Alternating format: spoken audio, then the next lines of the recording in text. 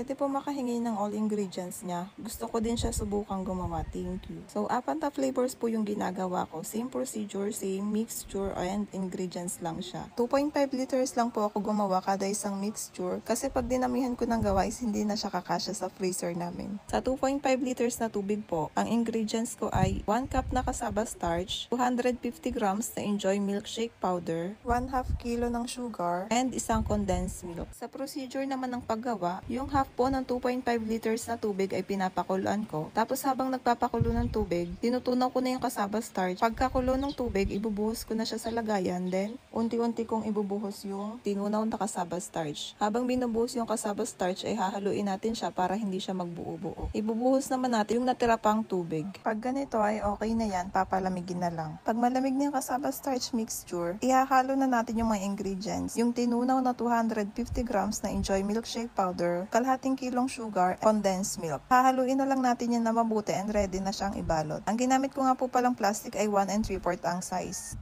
And ang ginamit ko namang pangtakal ay 1/3 cup. Hindi ko lang siya pinupuno. Bale ganito po ang size ng 5 pesos ko na ice candy.